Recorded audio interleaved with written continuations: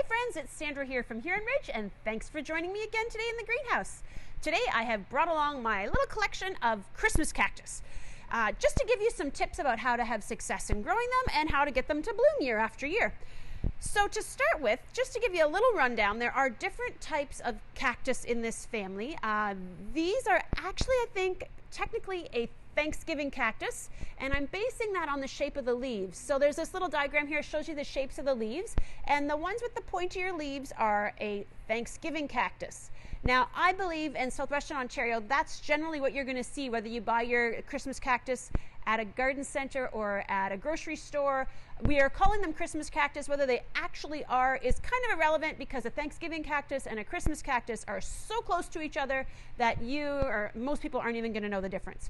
Now, you did see in that diagram there was a third kind of cactus called an Easter cactus. That is a very different species, and even though it looks similar, it has some different growing habits and flowering habits. So we're going to focus today on the holiday or Christmas and Thanksgiving cactus, which is what these are. So the first thing you should know about your Christmas cactus is that it likes to have bright but indirect sunlight. And if it does get too much direct sunlight, which I think is probably what's going on with this guy, the leaves turn that reddish color and it just doesn't do as well. It's almost like it gets a sunburn. So you do want your Christmas cactus to have bright light but not directly shining on it. Okay, so that's our first tip for you: bright indirect light. The second thing you want to know is that even though it's a cactus, it doesn't want to be completely dried out like other cactuses do. You do want to let the soil get a little dry between waterings, but it does need regular water. And if it doesn't get that, it's going to get that shriveled look. Now, on the other side of that is, if it's overwatered and is sitting in water, they don't like to have wet feet at all. Will not tolerate it. And I think that's part of what's going on with this little guy at the back of here, is he just has been too wet too many times, and he's just not thriving because his roots like to have not quite so much water. So they like to get watered regularly, but you do want to let them dry out a bit between waterings. Another thing that's important to note is they do prefer to have cactus soil. So today when I'm repotting these, I have some cactus soil open already in my bin here, but you do want to get like a cactus or succulent type soil, which will help them with their growth. And you don't want to repot them or upsize them too much. They like to be a little bit pot bound, so don't be in a big hurry to put them into a bigger container. It won't necessarily promote more growth, okay? They like to have their roots, kind of snugly in their pot.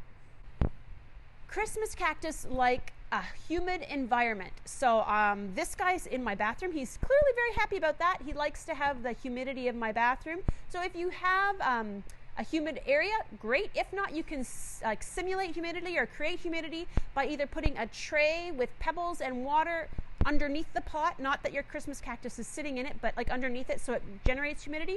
Or you can also get that by misting with just like a spray bottle of water from a dollar store or whatever. Just clear water. You can add some humidity to the air around your plants. Christmas cactus do like fertilizer, but it's super important to note that you do not fertilize them when they're blooming. So I'm going to probably start fertilizing these guys now, given that they're going to be done blooming. I would say probably May through October, maybe. Going to give them some fertilizer during the summer months. That'll really help promote growth and will help them to bloom when the time comes, but you don't want to fertilize them when they're actively blooming. That's super important. On the topic of blooming, here's what you need to know about getting these plants to set bloom. They need to have short days. So, like your poinsettia, they want 12 to 14 hours of darkness to set bloom. Now, it's going to be a little bit hard to do that in your kitchen or somewhere that's a high traffic area that you have lights on all the time. So you're either going to have to put your Christmas cactus in an area that doesn't get a lot of synthetic light so that it gets those shortness of days come late November, early December. They do require those short days for like 6 weeks in order to set bloom, which is why naturally in North America, here, especially southwestern Ontario, when our days get so short, that's why they bloom around Christmas time, because the shortness of days is happening at that time of year anyways. So if you want them to set bloom, and they also like to be cool at night, so 12 to 14 hours of darkness in a cooler space. You may have to move it to your house to maybe an area that doesn't get much artificial light. That's why mine, I think, does so well in my bathroom upstairs, because we really have the light on in that bathroom to brush our teeth at night before we go to bed. That's kind of it. It doesn't get much synthetic light at all. It's just the regular length of days, which is why it's blooming so nicely.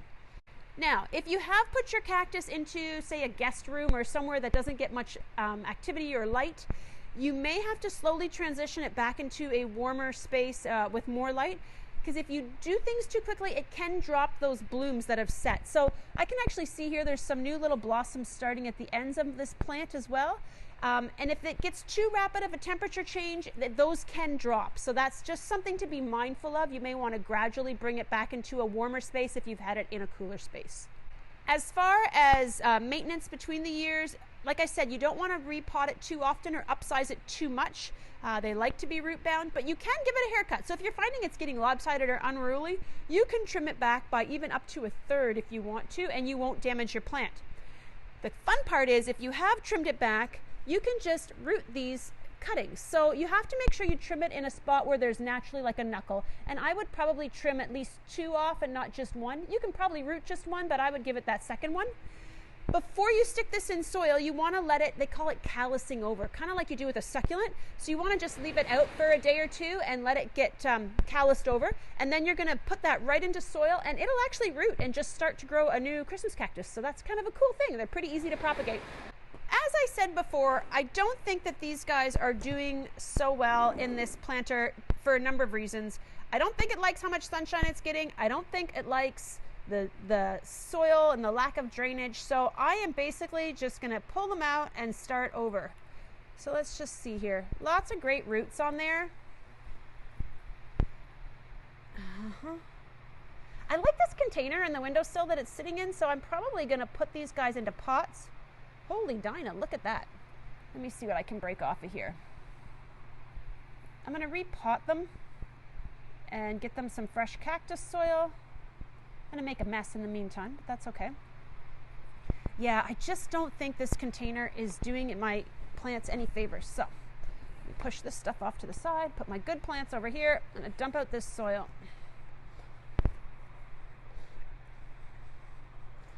Now, like I said, I like the look of this container, so what I'm going to do is actually see if I can fit, I think I can fit a couple pots in there.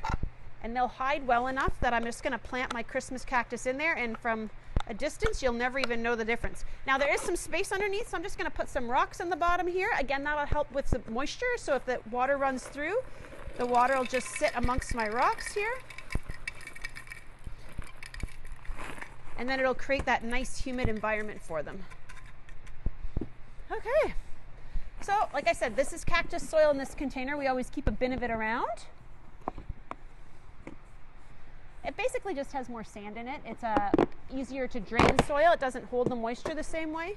It's a little bit finer in its makeup, not quite as much perlite, I would say. I'm just going to pop this guy. I'll get all his roots in there.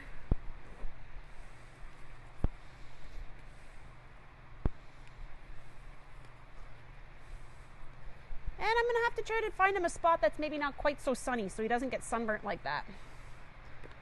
I'll pop him in there. This one could almost have a smaller pot, but I'm going to add in my piece that was calloused over because I broke this off a couple days ago. We're going to add that in here and see if he roots. Believe it or not, even though these guys looked kind of sad, they did flower at Christmas time, so that was kind of fun. Hopefully we can get them potted up in some better soil and a nicer container, and they'll thrive and do well.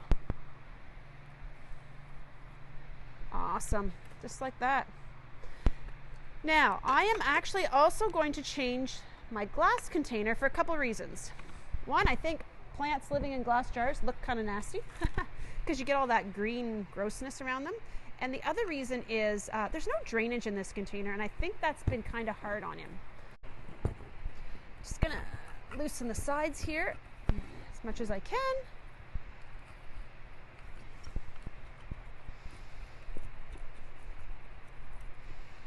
See if he'll come out a little easier now. Oh, gentle, gentle. There we go. That's amazing. There's not many more roots than that on such a big, beautiful plant. So I've got this container here, which has drainage holes in it, and a saucer that I'm going to set it on to put it back in my window. And I don't want to bury that plant, so I'm just going to fill the bottom with soil and then add my cactus in on top. And then just fill around the edges.